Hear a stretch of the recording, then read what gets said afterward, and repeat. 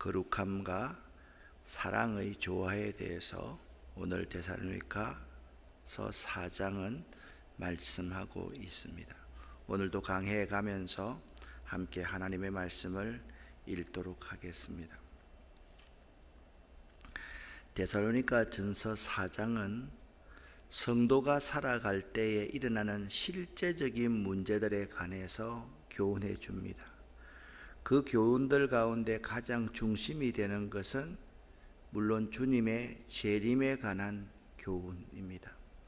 또한 4장의 앞장에서는 거룩한 것을 교훈하고 있고 또한 사랑으로 살 것을 교훈하고 있는데요.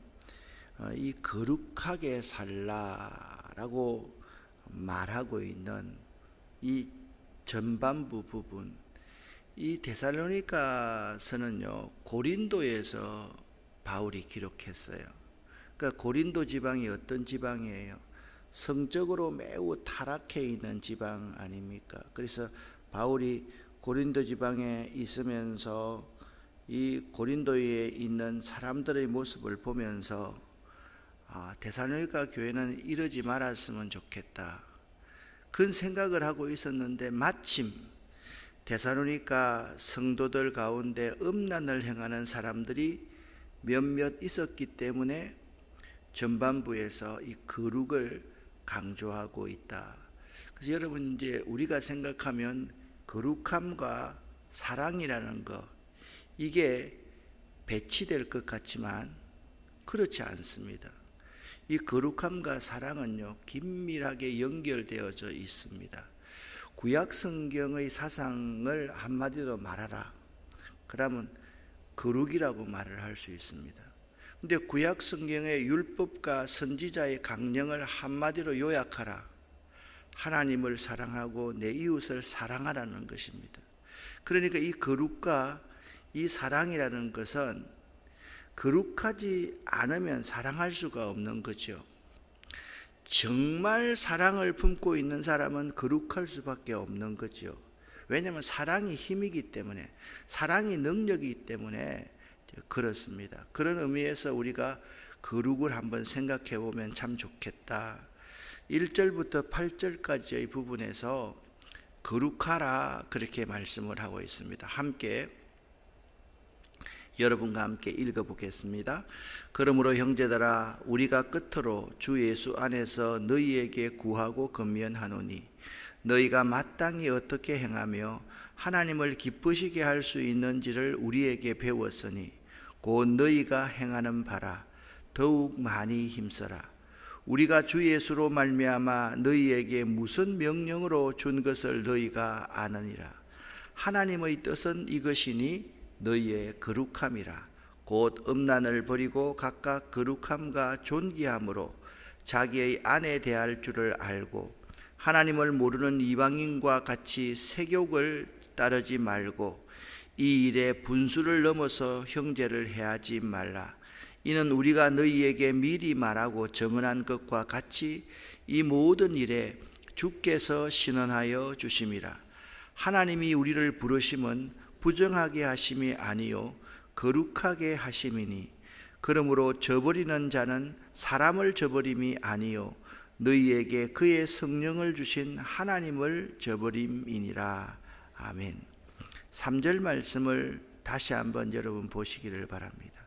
하나님의 뜻은 너희의 거룩함이다, 그렇게 말씀하고 있습니다. 그러니까 거룩함을 유지하지 않는 것은 하나님을 저버리는 행위다, 그렇게 말씀할 정도로 우리가 거룩하게 사는 것이 매우 중요하다라는 거죠. 그러면 우리가 거룩이라고 말할 때 이렇게만 생각할 수가 있습니다. 저처럼 이렇게 양복을 입고 성경을 이렇게 딱 끼고 천천히 안경 끼고 걸어가는 것, 그런 것을 거룩이라고 말할 수가 없지 않겠습니까, 여러분? 이 거룩이라는 것은 뭐냐? 항상 사랑을 전제하고 있다. 그리고 4장에 의하면 이 거룩이라는 것은 주님께서 재림하실 때까지 영적인 긴장을 유지하면서 서로가 서로를 건면하고 귀하게 여겨줄 수 있을 때 우리가 거룩한 삶을 살 수 있는 거죠. 바울이 전제하는 것은 이 교훈들의 근거가 예수 그리스도임을 전제하고 있습니다. 즉 바울은 자신이 주 예수 안에서 건면하고 있음을 밝힙니다. 그러니까 우리는 사실 거룩한 존재가 될 수가 없지요. 왜? 우리는 발끝부터 머리털까지 다 부정한 존재입니다. 그런 우리가 예수 그리스도로 말미암아 거룩히 여김을 받는 은혜를 받은 것이죠. 그래서 예수 안에는 거룩합니다. 그래서 오늘 이 교훈의 근거가 뭐냐? 예수 그리스도임을 분명하게 밝히고 있는 것이죠. 또한 바울은 이미 데살로니가 교회가 예수 그리스도의 권위로 교훈을 받았다는 것을 전제하고 있음을 알아야만 합니다. 1절과 2절 말씀을 쉬운 번역으로 같이 한번 읽어보겠습니다. 형제 여러분, 이제 나는 여러분에게 몇 마디 더 부탁하려고 합니다. 우리는 여러분에게 하나님을 기쁘시게 하며 살아가도록 가르쳤습니다. 여러분이 우리에게 배운 대로 살고 있다는 것을 알지만 주 예수님 안에서 다시 한번 부탁드립니다. 앞으로도 더욱 열심히 그렇게 살아가십시오. 여러분은 우리가 주 예수의 이름으로 명령한 것을 잘 알고 있을 것입니다. 아멘. 자, 1절과 2절 말씀을 보면 사도행전 17장 1절부터 10절까지의 말씀에 데살로니가 교회가 어떻게 형성되었는지를 분명하게 우리가 몇 번씩이나 읽었지 않습니까? 여기 보면 세 일해 동안 성경을 강해하면서 데살로니가 교회가 시작되었다라고 말씀을 드렸습니다. 그러니까 데살로니가 교회에서 세 일해 동안 성경을 강론할 때 바울의 핵심적인 주제 가운데 하나가 뭐냐? 거룩이었다는 거예요. 그리고 이 거룩함은 예수 그리스도 안에서 우리가 거룩히 여김을 받을 수 있다라는 칭의, 우리를 의롭게 해주시는 그분에 대해서 이미 교육을 내가 시켰고 여러분들은 교육을 받았고 여러분은 그 교훈을 따라서 지금까지 신앙생활을 해왔다는 거예요. 그런데 몇몇 음란한 사람들 때문에 다시 내가 여러분들에게 교훈한다, 예수 그리스도의 권위로 교훈한다 라고 말을 하고 있는 것입니다. 바울은요, 데살로니가 교회의 성도들이 하나님의 백성다운 거룩한 생활만 할 것을 교훈합니다. 3절에 그렇게 말했죠. 하나님의 뜻은 이것이니 뭐라고요? 너희의 거룩함이니라. 그러니까 하나님의 백성답게 살아가는 것은 거룩한 삶을 사는 것이다. 주 예수 그리스도 안에서 사는 것이다 라고 말씀하고 있는 것이죠. 이것은요, 당시의 거룩이라는 것은 당시의 모든 종교들을 볼 수 있어야 돼요. 바울은요, 성도들로 하여금 이방인처럼 세욕을 추구하지 말 것을 교훈하고 있습니다. 이 말이 무슨 말인가 하면 당시 이방인들의 종교적인 제의에는 꼭 성적인 유희가 끼어 있었다라는 것이죠. 따라서 바울은요, 성도들이 그와 같은 추악한 생활에 빠져서는 안 될 것을 경고하는 동시에 음행하는 일로 인하여서 이웃을 해치 말라라고 교훈하고 있는 것입니다. 바울은 오늘 분명히 6절에 이렇게 말씀하고 있습니다. 만일 이 명령을 지키기를 거절하는 사람이 있다면 그는 곧 하나님을 거절하는 사람입니다. 하나님은 그에게 무서운 벌을 내리실 것입니다. 6절 말씀을 쉬운 번역으로 같이 한번 읽어보겠습니다. 이런 죄를 지어서 여러분의 형제를 속이거나 그에게 해를 입히지 않도록 하십시오. 우리 주님은 그런 사람을 반드시 벌하십니다. 이 부분에 대해서는 예전에도 여러분에게 경고하였습니다. 아멘. 무서운 말씀이죠. 우리 주님께서는 그런 사람을 반드시 벌하신다 라고 말씀하고 있습니다. 말씀드렸듯이 바울은 데살로니가 전서를요, 성적으로 타락한 도시인 고린도에서 쓰고 있습니다. 그는 고린도의 성적인 타락상을 보면서 역시 이교적 도시인 데살로니가에 사는 성도들이 음란의 죄를 짓지 않도록 교훈한 것입니다.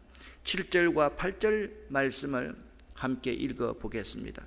하나님께서는 거룩하게 살아가도록 우리를 불러주셨으며 우리가 죄 가운데 사는 것을 원하지 않으십니다.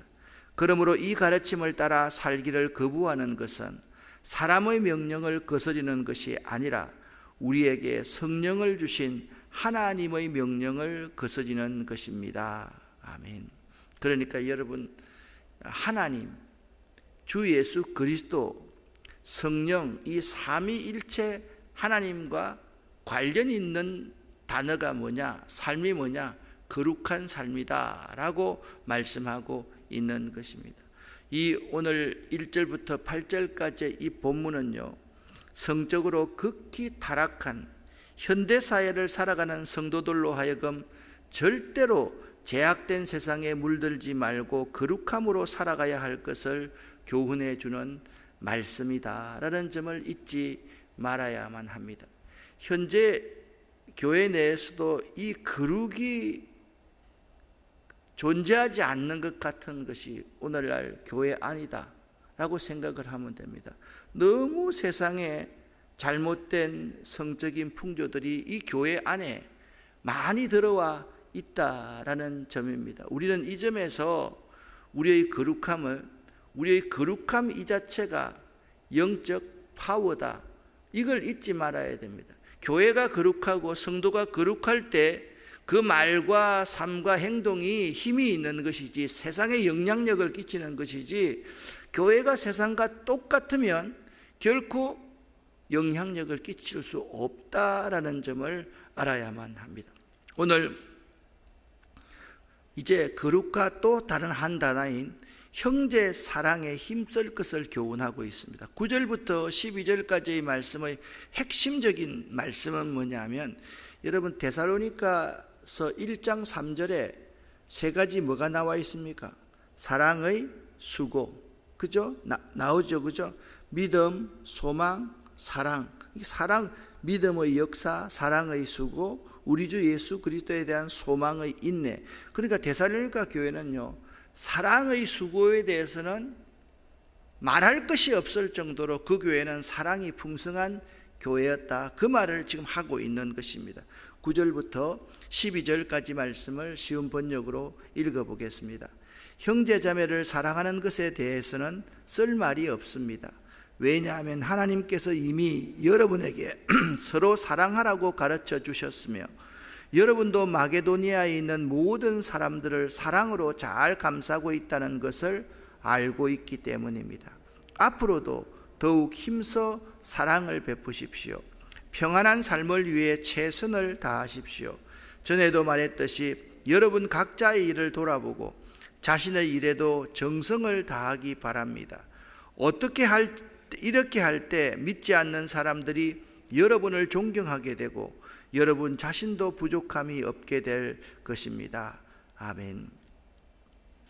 바울은 데살로니가 교회의 성도들이 현재보다 더욱 사랑하기를 힘써야 한다라고 말을 합니다.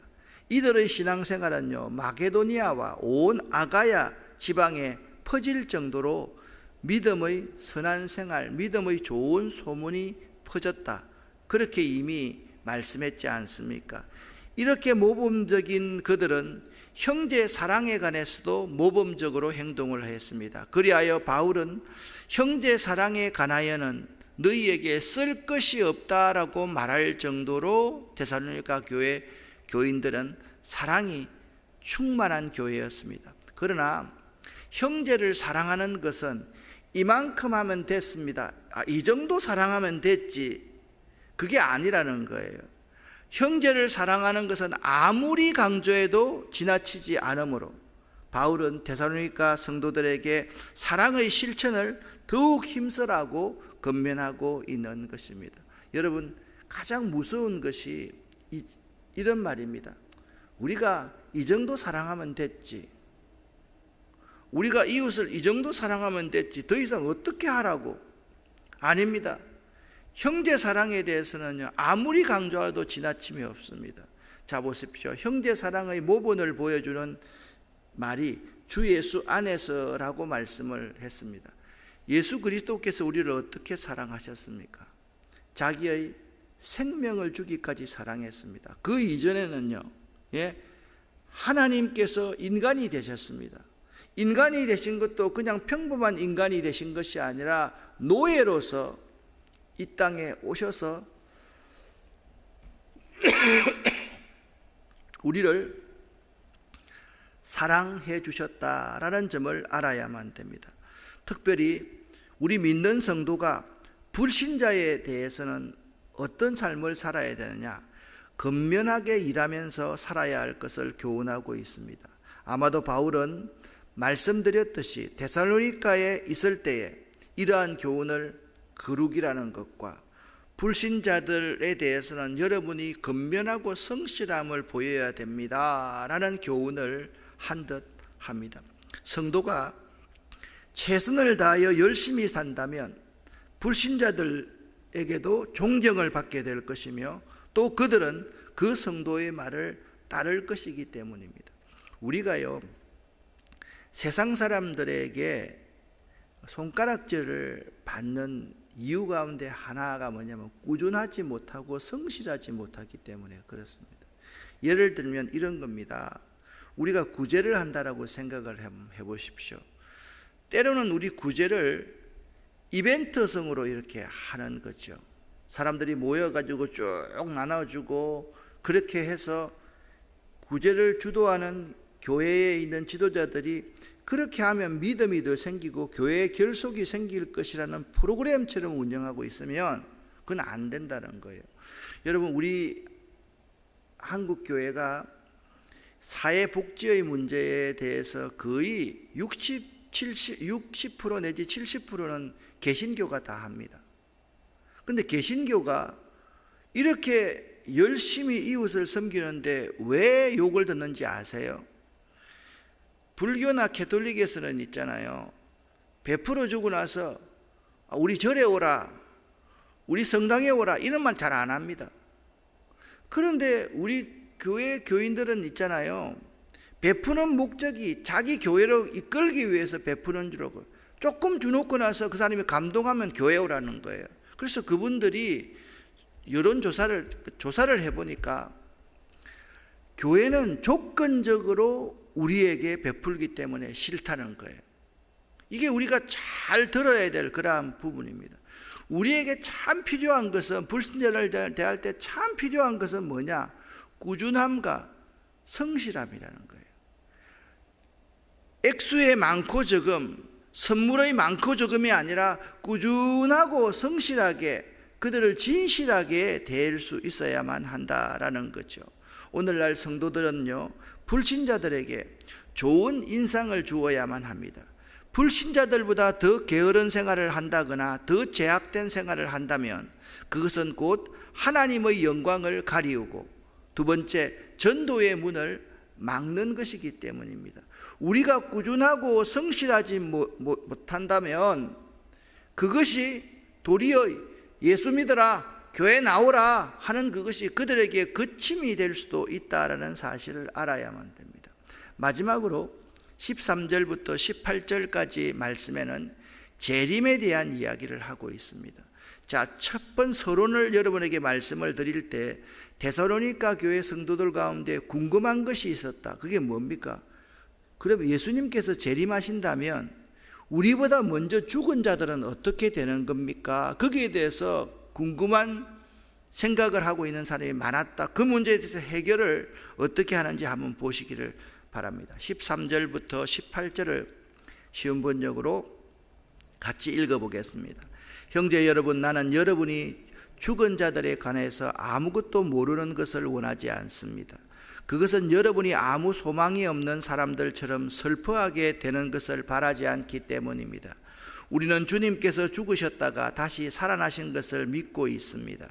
그러므로 하나님께서는 예수님을 믿다가 죽은 자들도 예수님과 함께 분명히 살리실 것입니다. 우리는 지금 주님께서 하신 말씀을 하고 있습니다. 주님께서 오시는 날 살아있는 자들은 우리 주님과 함께 있게 될 것입니다. 그러나 결단코 그날에 살아있는 자들이 이미 죽은 자들보다 주님을 먼저 만나지는 못할 것입니다. 그날에 주님은 하늘로부터 내려오셔서 천사장의 소리와 하나님의 나팔 소리가 울리는 가운데 큰 소리로 호령하실 것입니다. 그때 그리스도를 믿다가 죽은 자들이 먼저 일어나고 그 후에 살아있는 자들도 그들과 함께 구름 속으로 끌려 올려져 하늘에서 주님을 만나게 될 것입니다. 그러므로 여러분은 이런 말로 서로 위로하십시오. 아멘. 이런 말로 서로 위로하십시오. 여러분, 예수 그리스도의 재림을 기다린다는 것은 결코 쉬운 일이 아닙니다. 그 시대는요, 예수를 믿는다는 그 자체가 엄청난 십자가를 수반하는 일이 있기 때문에 그렇습니다. 그래서 그리스도의 재림이라는 이 귀한 사실을 눈앞에 두고, 그러므로 여러분은 서로 위로하지 않으면, 서로 결속하지 않으면 예수 그리스도의 재림 때까지 우리의 순수한 믿음을 지킬 수가 없다, 그렇게 말씀하고 있는 것입니다. 바울은요, 죽은 성도들이 분명히 부활한다고 강조합니다. 그 이유는 데살로니가 교회의 성도들 가운데 일부가 이미 죽은 성도들이 장차 그리스도의 재림날에 어떻게 될 것인가를 염려했기 때문입니다. 성도가 예수 그리스도의 부활을 믿는다면 그 사실을 믿는 성도 자신도 부활할 것을 믿어야만 합니다. 왜냐하면 예수 그리스도께서는 친히 잠자는 자들의 첫 열매가 되었기 때문입니다. 우리 교회 권사님들 몇 분이 이 뒤에다가요, 목사님 대추나무를 좀 심었으면 좋겠다는 거예요. 그래서 제가 대추나무 사기에 돈 달라 그랬습니다. 그거 가지고 대추나무 사서 여기에 6그루를 심어놨습니다. 근데 첫 해 심었는데요, 대추가 이만한 대추가 열린 거예요. 그걸 저보고 권사님 두 분 다 어떤 분도 제일 먼저 딴 거라고 나한테 가져오고 또 가져오고, 그래서 내 방에다가 딱 놓아두었습니다. 첫 번째 거는 이제 썩었죠. 제가 안 먹었습니다. 이게 무슨 말인가 하면, 유실수에서 그 해에 첫 해에 열매를 맺으면 다음 해에 반드시 열매를 맺는다는 시그널, 신호입니다. 그래서 예수 그리스도께서 잠자는 자들의 첫 열매가 되었다는 것은 이게 보통 문제가 아닙니다. 예수님이 부활하셨으니까 잠자는 자들, 죽은 자도 다음 해에 예수를 믿는 사람들도 어떻게 한다? 반드시 부활한다. 그것이 예수 그리스도께서 잠자는 자들의 첫 열매가 되었다라는 의미인 것입니다. 주님께서 재림하실 때 그리스도 안에서 죽은 자들은 모두 부활하게 될 것이다. 사랑하는 여러분, 믿는 성도는요, 아무 소망이 없는 세상 사람들처럼 살아서는 안 될 것입니다. 예수님이 재림하시면 우리가 그 앞에서 우리의 살고 있는 그 모습, 살아왔던 그 모습이 그대로 적나라하게 드러날 것이기 때문입니다. 믿는 자처럼 산다, 소망 있는 자처럼 산다는 것은 사랑으로 산다라고 해석할 수 있을 것입니다. 데살로니가 교회는요, 사랑에 관해서는 더 이상 말할 것이 없는 교회였습니다. 교회의 교회됨은 사랑에 있습니다. 10절 말씀을 다시 한번 읽어 보겠습니다. 여러분이 마게도니아에 있는 모든 사람들을 사랑으로 잘 감싸고 있다는 것을 알고 있기 때문입니다. 앞으로도 더욱 힘써 사랑을 베푸십시오. 데살로니가 교인들은요, 주변의 모든 사람들을 사랑으로 잘 감싸고 있었습니다. 이 사실은 주변 모든 사람에게 좋은 소문으로 퍼져 있었는데, 아가야까지, 마케도니아와 아가야까지, 지금 여러분 가만히 보십시오. 그리스도 전역을 좋은 소문을 퍼뜨리는 교회가 데살로니가 교회였다는 것입니다. 교회의 교회됨은 사랑에 있기에 앞으로도 더욱 힘써 사랑을 베풀라고 바울은 데살로니가 교회 교인들과 우리들에게 권면하고 있는 것입니다. 사랑하는 성도 여러분, 오늘의 주제, 거룩함과 사랑의 조화, 참 아름다운 성도의 모습입니다. 한번 따라합시다. 거룩함과 사랑의 조화, 참 아름다운 성도의 모습 기도하겠습니다. 하나님 아버지, 우리들이 거룩함과 사랑의 조화를 이루고 살아가는 그리스도인들이 되기를 원합니다. 믿지 않는 불신자들 앞에 우리가 꾸준함과 성실함으로 일하는 것을 보일 수 있도록 도와주시옵소서. 하나님, 오늘 말씀을 통해서 우리 모두가 거룩함이 힘이요, 사랑이 힘이요, 거룩함과 사랑이 조화되면 엄청난 시너지를 일으킬 수 있다는 사실을 다시 한번 생각하는 이 시간 되기를 원합니다. 거룩함과 사랑을 조화롭게 이루어내고 일구어내고 가꾸어가는 저희가 되기를 원합니다. 이 새벽에 두 손을 들고 축복합니다.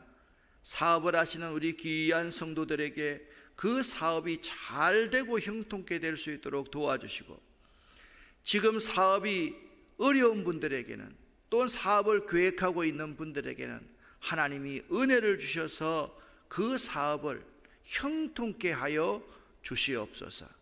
아프신 모든 분들, 특별히 우리 어머니의 건강을 위해서 간절히 기도하는 딸이 여기 있습니다.